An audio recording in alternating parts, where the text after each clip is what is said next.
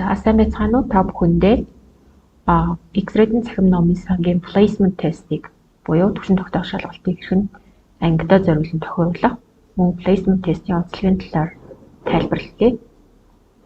За placement test гэдэг маань тухайн сурагчийн нэг түвшнөөс нөгөө түвшинд рүү ахиж байгаа хэвцийг нь хянах зорилготой өгдөг түвшин тогтоох шалгалт байгаа.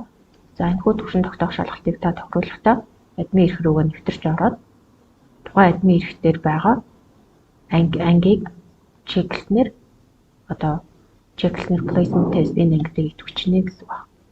За энэ дээр бүгдэн дээр нь placement test идэвхжсэн харагдаж байна. За ингээд placement test ингэж тохируулагдаж байна. За placement test-ийг сурагч өгөхөд сурагчийн зүгээс яаж харагддаг вэ гэвэл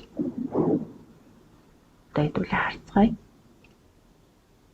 За сурагчийн зүгээс яаж харагдаж байгааг олж харахын тулд нэг сурагч руу ороход placement test маань нэгдэхдээ хамгийн ихэнд ингэж харагдав.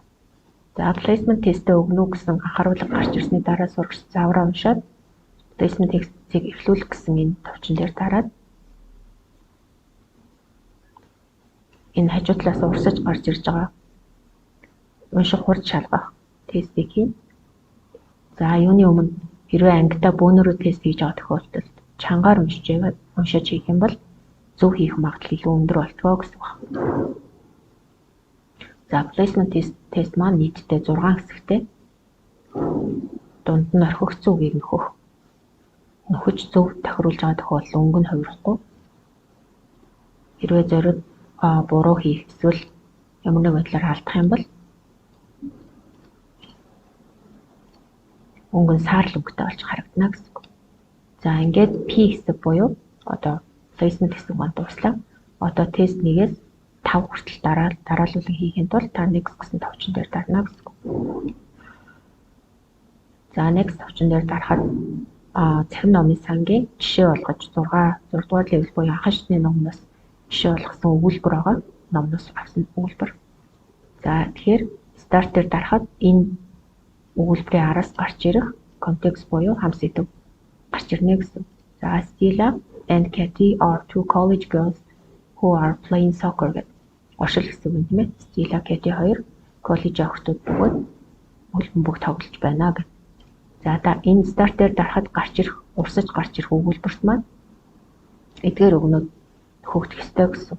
Бүгдээрээ одоо харцгаая. The Stella Ramos is running hard down the soccer field.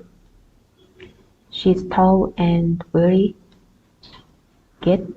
Хүүхдүүд эндээс тэмдэг нэр өгөхтэй гэдгийг хэрэг уншиж ойлгож байгаа сурагчтай олж тавьж болно. With long dark hair, she can run real fast. Her friend Katie is running. За ингээ буруу ингүүд саарл болж байна те. Side of the field. She has the ball at her feet. Katie is a young woman with blonde hair and a big smile. За ийм маягаар хийсээр энэ нийт 6 тестний дунджаар level буюу түвшин автоматар тогтоох. За түвшин тогтоох тест дуусны дараа цахим номын сан дээр сурагч маань ном нэмж унших боломжтой болно гэсэн байна. За ингээд дараагийн бичлэгээр уулзлаа. Түр баярлалаа.